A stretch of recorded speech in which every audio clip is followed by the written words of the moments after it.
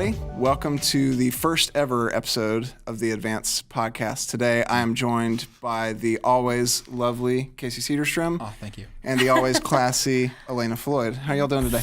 I'm doing good. Thanks for having me. Yeah, I'm doing good. Good. Yeah, I think we're all good. Yeah, we're just all good. It's a good day. It's afternoon. It's way better than recording podcasts in the morning. I can only imagine. I agree. I've done that, and everybody's all low energy when it's in the morning.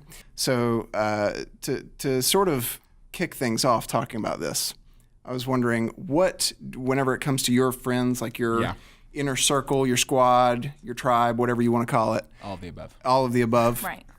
Your circle squad tribe. CST. Right. What character trait do you value the most? Like when you think about the friends that you have that are closest to you, the 2, the 3, the 5. Right. And Yeah. What is the character trait that stands out to you that most of these people have in common? Yeah, that's a very weighted question. I like it. It's a good question. Yeah. I can go. Sure. Go for it. Yeah, I was thinking about this. And so for me, I would say, I mean, it's always nice when you can laugh with your friends. So I would say that's like very important. But if we're going serious, and I kind of want to go serious, so let's just take it there. Mm-hmm.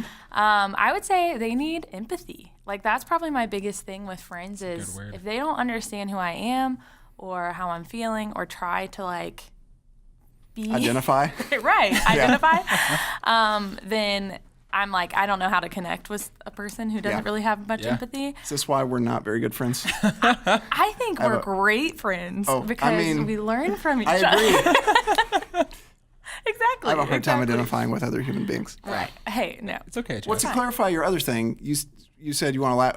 Do you want them to have a sense of humor, or do you want to be entertained by them? Because there's a difference. There is a difference. I want them to have a sense of humor.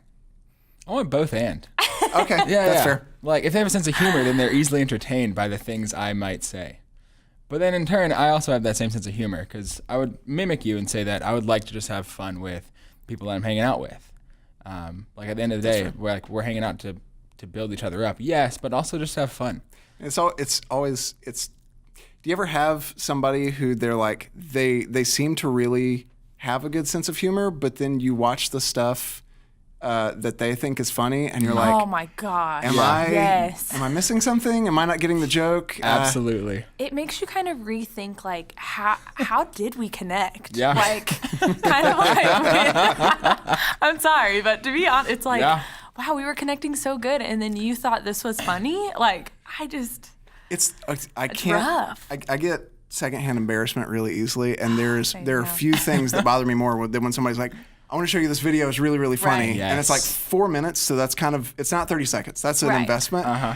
And you're like 2.5 minutes in, and they're laughing, and you're like, no punchline. I'm waiting for the joke. Mm-hmm. I'm waiting for it to get funny. It's not coming. And then it's just like, and if you're the other person, you're like, do I let it keep playing? Do I bail? Do I pretend I got to go somewhere? I got a phone call? This literally happened to me. I was that person showing a funny video, and no one was laughing. So I think it just showed a lot about me. Yeah, you're welcome. That's why I'm here.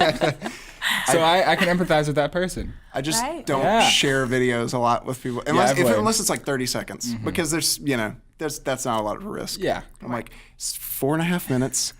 I swear it's worth it. It's a big time commitment, but so is our friendship. That's good. Well, so in talking about friends and things you value, the one that sticks out to me is loyalty is a big one. I was gonna say that. There was an old song by Train or somebody, like some obscure artist that doesn't make music anymore.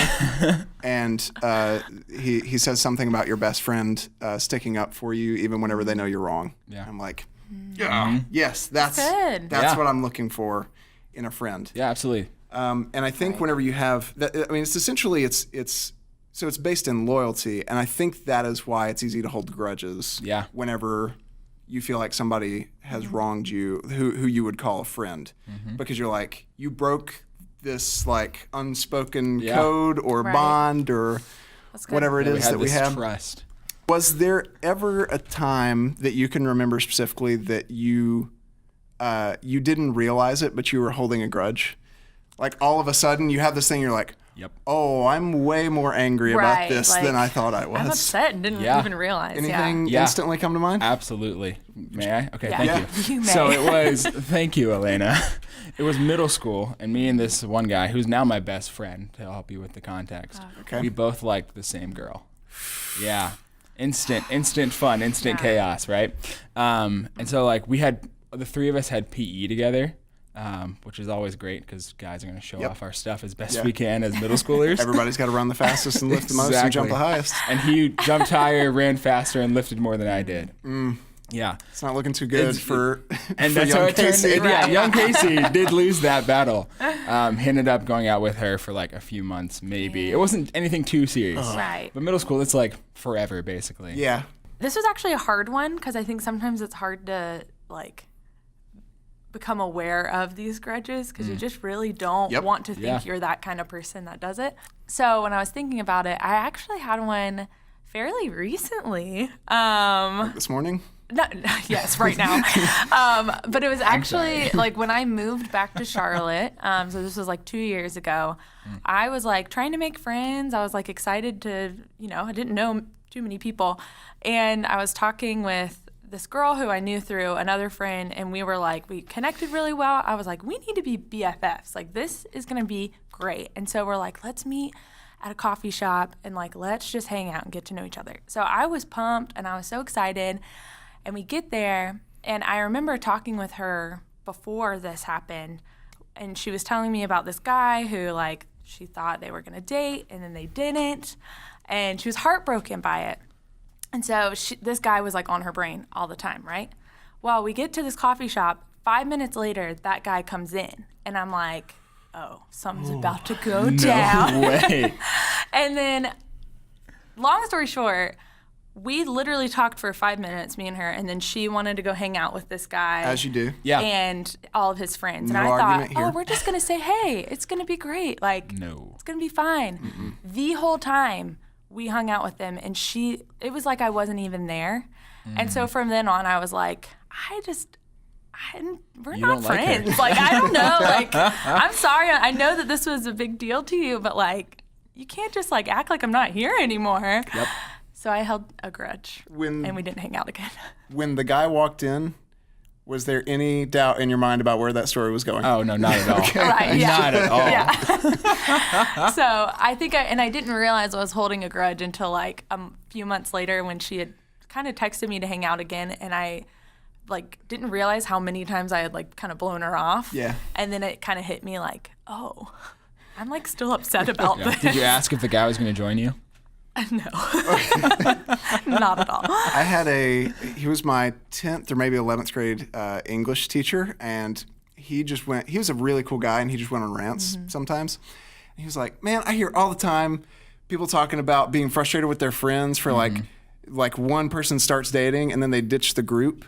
And if that's me, I'm like, of course I'm ditching the group. She is way more attractive than all of y'all are. very And she's true. got fingernails and will rub my head and stuff. Oh, stop. And when we break up, I'll come back, and that's just how it's going to be. I don't know that that's the right way to approach it, Right. but It's not bad. I get the it. point. I definitely get it. Right. Yeah. That's why whenever, makes sense. when the guy walked in, I'm like, she's gone. knew. Yeah. Elena might as well have left. I know. What's funny is she was actually 2 hours late too to hang out. So it just like from the beginning, That's I more just was salt in like, the wound. are we Is 2 friends? hours late? Or like that's Yeah. late is like 20 minutes. Right. 2 That's hours pushing is it. like they got the wrong time. Exactly. Or And you waited for the whole 2 hours? Well, I actually got there late too, thankfully. How late? But like probably about like 30 minutes late. Like that's late. That is late. You know? that's late. It's very late. But then she was coming from like South Carolina. It was a whole story. Yeah. We don't need to get into it. But long story short, I held a grudge. So is there, as you're thinking back over the span of your life, so this one can go either way, good or bad. Okay. What is something that someone said either to you or about you, whether or not you were meant to hear it or see it, that has stuck with you, that had an impact, that the person that said it maybe doesn't realize the impact? And it could be good or bad. Yeah. Right. Because I can think of both Right. very me clearly too. in my head. Yes. For the bad one, again, let's rewind back to 6th grade, I think. Wow. Let's go there. Yeah. Didn't have my own cell phone in 6th grade. But so this was like landline, and I had this very cool clear phone where you could see all the bits in the phone, and it had a like a physical mute button on it. So like I could pick up and spy on people on the phone. I'm kind of jealous of that phone. I was talking to a friend of mine and telling him that I liked this girl. He was like, "I'm friends with her. Let me do you a favor." I was like, "I'm socially awkward. I don't. Okay." So he did this thing that you could do. I don't even know if this still exists, where you could dial a third person. It was like a conference call on a landline house. Call, yeah.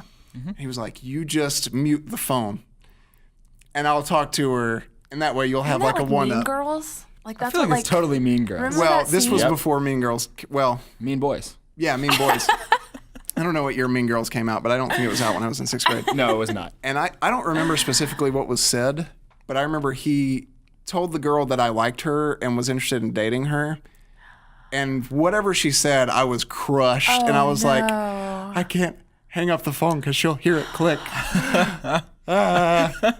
That's Yeah. horrible. So You unfortunately had to There's sit in nothing it. good comes of hearing things that you're not meant to hear. No, Right. no. Because even if it's good, you're like, I feel like I wasn't meant to hear. Yeah, I feel a little shady Fucking behind it. idiot. Yeah, yeah, Ugh. That's good. yeah.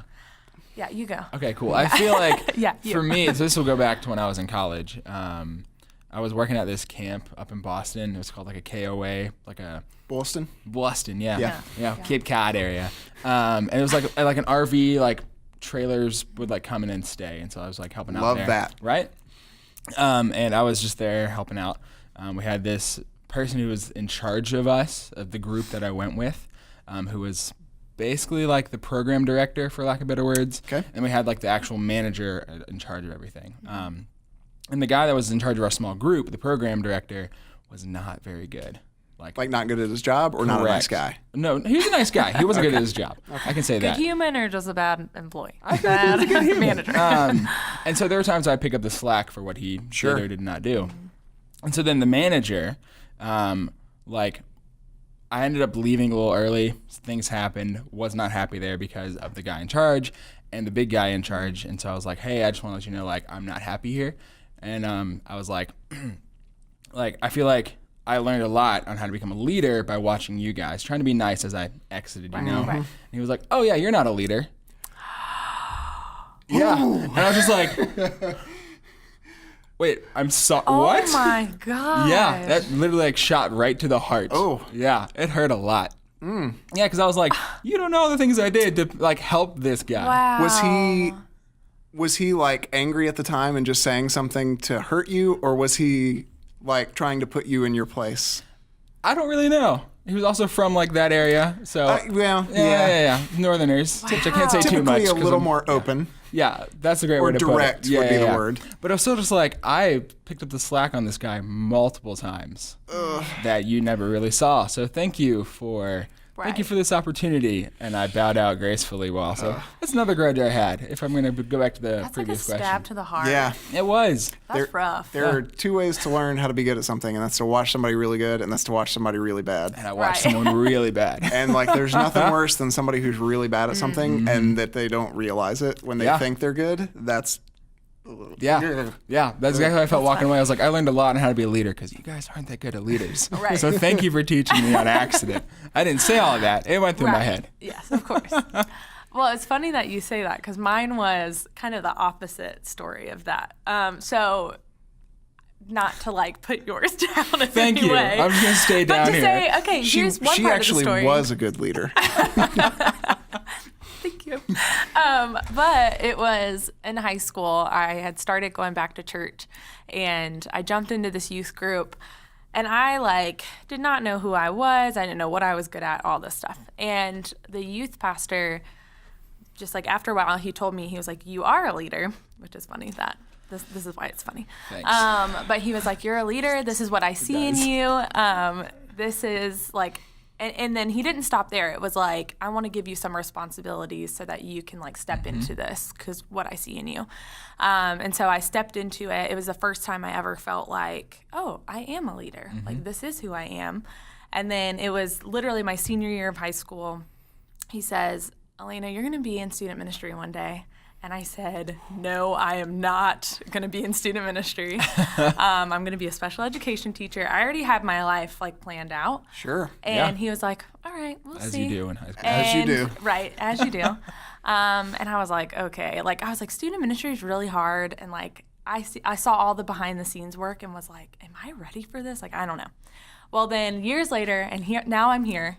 And I actually in student ministry, and I called him the other week and was like, Mike, I'm working in student ministry now, so thank you.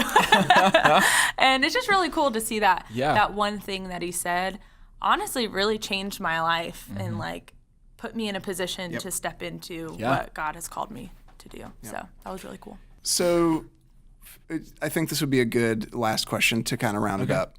For people holding grudges, for people who realize that they're holding a grudge, I think that's the big one. And when you're in that emotional space, Right. what is your advice for somebody that has either just realized they're holding a grudge, or they know for a fact they're like, I'm just angry and I'm going to be angry about it? Like, what is your advice for that person? Because it potentially is all of us. Yeah. Right. Oh, we all like do this. Right. Yes. Right. Yeah, We all need. It's not what's your advice for those people. It's For everybody. what's your advice for us when we're there, because we are all there at some point or another. Right. I would say first, forgiveness is really hard, but I think that's what we're called to when we're holding these things. And I would say for me it was, and I think it's different for everyone, but I would say like the number one thing, first thing to do when you realize you are frustrated, angry, upset, holding something in would be remembering who you are through the filter of who God is. And so like for me, it's pretty much starting with truth and not starting with lies. So believing that, okay, I'm a child of God, I'm loved. Because a lot of my grudges, I will say, is from what people have said to me. Like, I'm shallow, I'm not smart enough, like I don't have enough depth. And those are really like hard for me to hear. And so for me, I know that that's not what God says about me. And so it's really thinking through that filter of God says and has created me fearfully and wonderfully, and like I have been made for a purpose and I've been created. So it starts there, and then I think it goes through, why does it upset you so bad to hear these things? Why are you so mad? Yeah. And I think for me it's always identity driven, where I feel like somebody says I'm dumb or I'm like stupid or I'm not deep enough. That hits me in my identity, and I can go back to know that whatever they're saying, those are lies, because God does not say that about me at all. So I think it just starts with knowing who you are to be able to forgive well. That's and good. Let go of that. Yeah, that's really good. That was good. Yeah. I would say I'd have to go to the hit movie Frozen and just say, honestly, like, let it go. I'm not going to sing it because I'm not Alana Floyd here. But in reality, in reality, holding on to that grudge, you're just going to sit in that for way too long. Yep. And it's going to like make you just more angry and more angry. The Festers. longer. Yeah, fester's a great word. Right. And a gross word. But it's accurate. Great. Yeah, like to go back to the story of when I was in middle school and my friend and I were going after the same girl. If I had sat in that, then we would not have later become friends and eventually best friends. Yep. Or even the comment of how I wasn't a leader. Like if I had sat in that and been like, no, I am a leader. I'm going to prove to you why I am a leader. Right. I would have exited completely negatively and ended that time there in a very negative fashion. Right. Instead of just being like, I may disagree with you and I am angry that you said it, but staying in that anger is just going to make the situation worse. And then you're going to think worse about yourself, about the person, about the situation.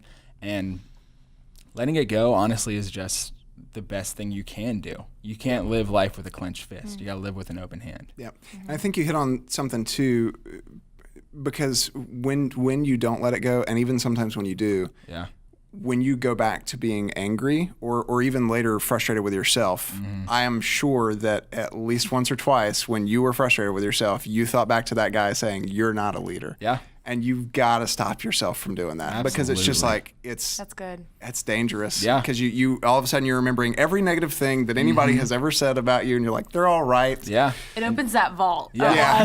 Like, just like, I'm the worst. The floodgates just come pouring. Right. Yeah. So I thought of two things, maybe three. Number one, I don't. You do need to let it go, but I think you also have to process it. It's not human to just like, because we're not machines. You can't just like stop and be like, I'm not going to emotionally process this. I'm going to let it go. Right. It's nice to think about a monk on a mountaintop who's able to meditate and do that, but I don't think that's real. No, yeah. So you do need to process that emotion for sure. I know particularly when I am frustrated in the moment, I've now learned to just remove myself from people, not to isolate myself because that's dangerous too. Yeah. But I'm like, I know that I'm in a bad mood right now and I'm going to say some dumb stuff. So I just need to not be around people while the powder keg is still lit. Yes. And just whenever I calm down a bit, I will re-enter society, in a couple hours, it'll be fine. But yeah, it definitely, you got to choose grace. Yeah. Like you especially when it's like friends and long-term friends and family and people that you trust and you love and you know that they love you. Yeah. You've got to just be able to let that stuff go. Right. On the other hand, there is a difference in holding a grudge and being in a toxic relationship. Absolutely. And I think that's something.